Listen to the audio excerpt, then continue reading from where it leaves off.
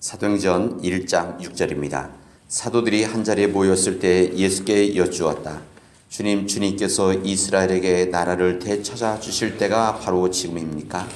예수께서 그들에게 말씀하셨다. 때나 시기는 아버지께서 아버지의 권한으로 정하신 것이니 너희가 알 바가 아니다.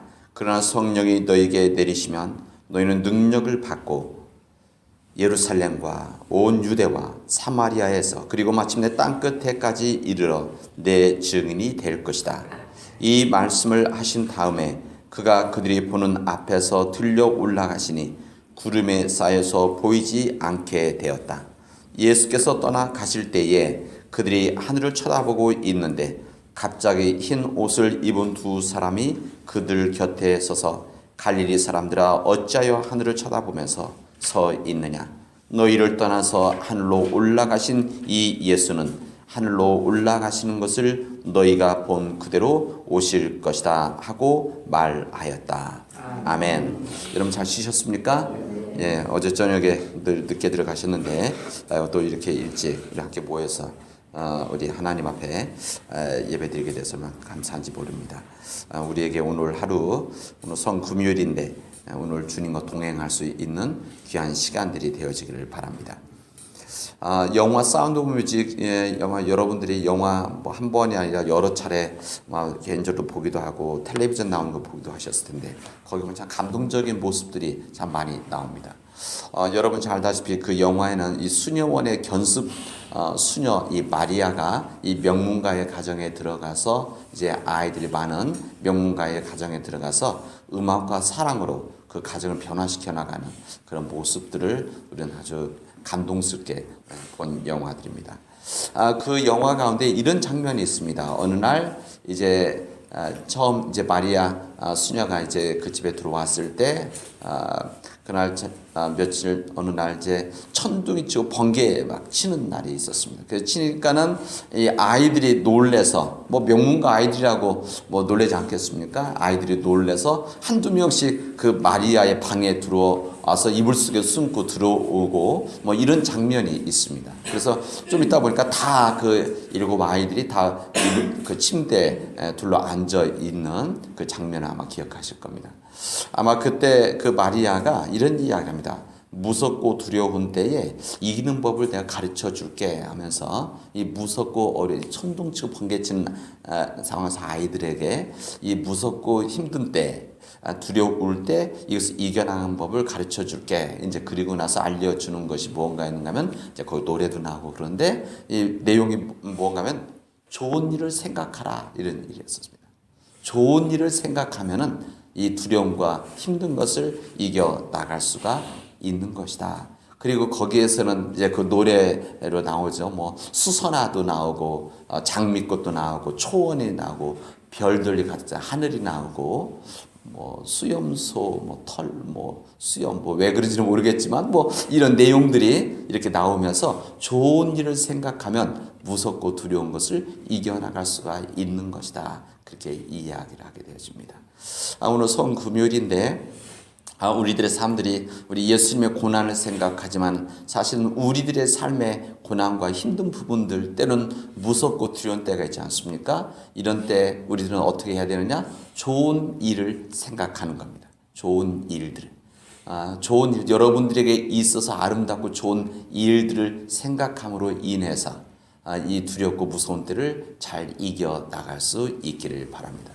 더 중요한 것은 이 무섭고 두려운 때 좋은 일, 그게 뭔가 또 주님 안에서 살아가는 삶, 주님 앞에 예배드리는 삶, 또 주님의 백성과 더불어 살아가는 삶, 이런 삶들에 대한 좋은 일들을 생각하면은 우리에게 닥쳐 있는 힘들고 어려운 일들을 이겨 나갈 수 있다는 것을 우리들이 깨닫게 되어집니다.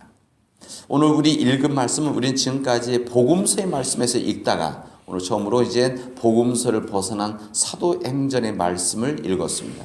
왜냐하면 여기에 이제 예수님께서 직접 하신 말씀이 담겨져 있기 때문에 그렇습니다. 우리 부활하신 예수님은 이제 40일 동안 이제 이 땅에 계시면서 제자들과 함께 지내시면서 이제 마지막 사역을 하시게 되어집니다. 이때 이 40일 동안 우리 예수님은 하나님 나라에 관한 일을 전하셨다. 오늘 우리 사도행 1장 앞부분에 그렇게 나옵니다. 이 40일 하신 일들은 다른 내용인 것이 아니라 그 전과 같이 하나님 나라에 관한 일들을 말씀하셨다고 그렇게 이야기를 하시게 되었습니다. 그리고 주님의 사역은 계속되어졌던 겁니다. 그리고 이제 끝내는 이 계속된 사역이 제자들에게 넘어가게 되었습니다. 근데 오늘 읽은 말씀에 보면은 참, 이 제자들, 이 부활하신 주님을 만났음에도 불구하고 그들이 정말 크게 좀 변화되고 거듭나는 그렇지 못한 모습들을 우리는 보게 되었습니다. 이제 그들은 주님 앞에 이런 질문을 하죠. 주님, 이스라엘 나라가 되찾을 때가 언제입니까? 이런 질문을 하게 되어집니다. 이때 아마 주님께서 막 가슴을 치시면서 왜 이렇게 내 마음을 몰라줄까? 왜 이렇게 내 뜻을 몰라줄까? 아마 가슴을 치지 않았을까 생각을 해봅니다. 주님에게 별 의미 없는, 주님에게 쓸데없는 그런 질문을 하는, 이 주님이 지금 무슨 말씀을 하시고 있는지를 아직도 제대로 깨닫지 못하는 이 제자들의 질문이라는 겁니다. 그러니까 이런 질문입니다. 제가 말씀을 제가 묵상하면서 밤에 이 질문이 마치 이런 것이다. 우리들은 자신들에게 관심 있는 것들을 질문을 많이 합니다.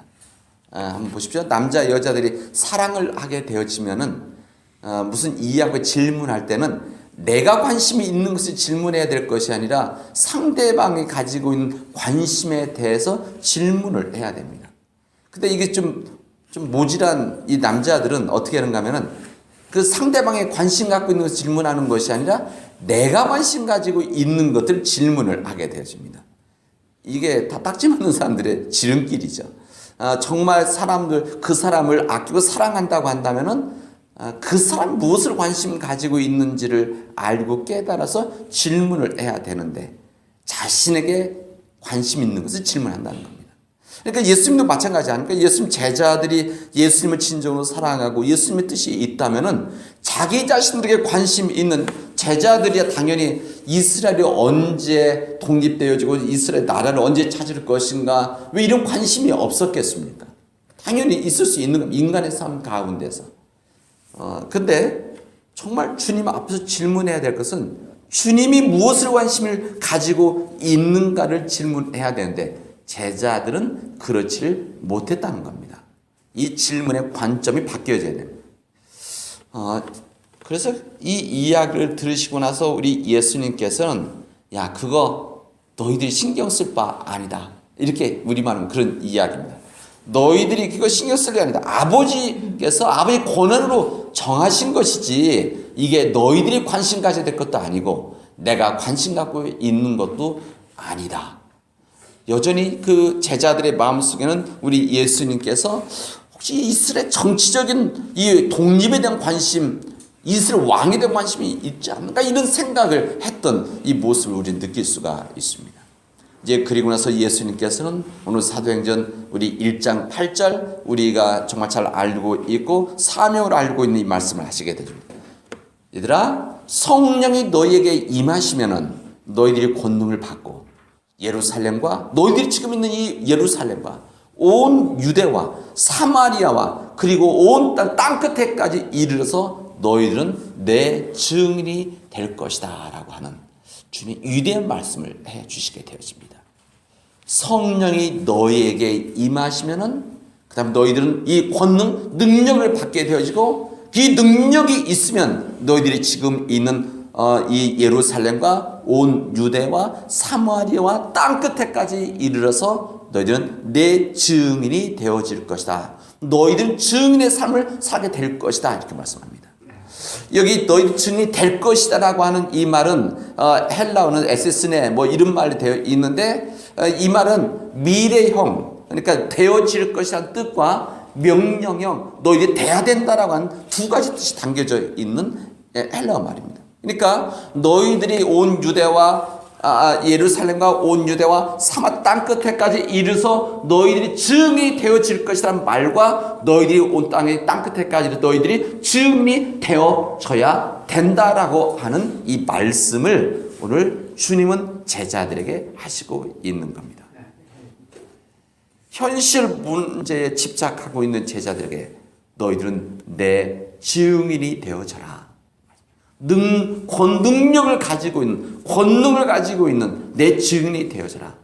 그러기 위해서 너희들이 성령을 받아야 된다 말씀하십니다. 이 증인이 되어진다는 것, 이 증인이 되어진다는 것은 법적으로 세 가지 조건이 있어야 되는 겁니다. 세 가지 조건. 한 가지는 반드시 보고 들은 것이 있어야 됩니다. 이 보고 들은 것이 없으면 증인의 자격이 안 되어지는 겁니다. 그리고 이 증인은 나오라고 법정에 출석 요구를 하면 응해야 됩니다. 만약에 응하지 않으면 어떻습니까? 구인장이 나와서 법정으로 끌어가게 되어집니다. 그리고 또 하나의 조건은 뭔가 반드시 진실만을 증언을 해야 됩니다. 만약에 반드시 진실된 증언을 하지 않으면 어떻게 되느냐? 위증법으로 걸리게 되어져 있습니다. 이 법정이 큰 죄입니다. 미국에서는 특히 위증법이 아주 크게 되어집니다. 미국 법정에서 재판을 받는 여러 가지 일들 가운데 그 유명한 사람, 특히 운동선수들 또 연예인들 가운데서 이 크게 이렇게 벌금 받고 감옥에 가는 이유 중에 하나는 위증죄들입니다. 어떤 사건이 있으면 그거에 대해서 이 자체보다도 이것에 대해서 거짓말을 한 것을 더 크게 받아들여요. 여러분, 이 증에 반드시 보고 들은 것이 있어야 되고 출석에 반드시 응해야 되고 진실된 증언을 해야 되는 것이 우리 법적인 증인들의 이 성결 조건인데, 저는 이 증인의 조건이 우리 주님을 믿는 사람들에게도 오늘 주님 말씀한 주님의 증인들에도 똑같이 적용되어져야 되는 내용이라는 겁니다. 무슨 말입니까? 여기 나와 있는 대로 주님의 증인이라는 것은 여기 지금 제자들 가신 말이니까 이 제자들에게 주님께서 이들을 사랑하셨고 그 다음에 십자가의 제물로 돌아가셨고 죽은 자 가운데서 다시 이 부활하신 살아나신 주님의 증인의 삶을 너희들이 살아야 된다. 주님 제자들에게 말씀하시는 겁니다. 그리고 너희들은 어디에 가든지 아까 말씀드린 출석 요구에 항상 응해야 된다는 너희들이 부르는 곳에는 너희들이 필요하면 너희들이 거기에 증인으로서 참여를 가야 된다라고 하는 말씀. 너희들이 가서 진실된 증언을 해야 된다는 것을 제자들에게 말씀을 하고 있는 겁니다. 여러분, 세상의 증인들 있지만 이 주님의 증인들은 바로 이런 삶을 살아가는 사람들입니다. 주님께서 사랑하셔서 십자가에서 돌아가시고 또 부활하셔서 세상 가운데서 역사하시는, 살아나셔서 지금까지 주관하시는 이 예수님을 체험한 사람들이 우리 기독교인들이고, 이 기독교인들이 이 믿음을 가지고 어디든지 가서 진실의 증언을 해야 되는 것이 바로 우리 믿는 자들의 주님의 증인이다. 이것을 우리가 알려주시는 겁니다. 여러분, 세상의 증인들은 말로만 하면 됩니다.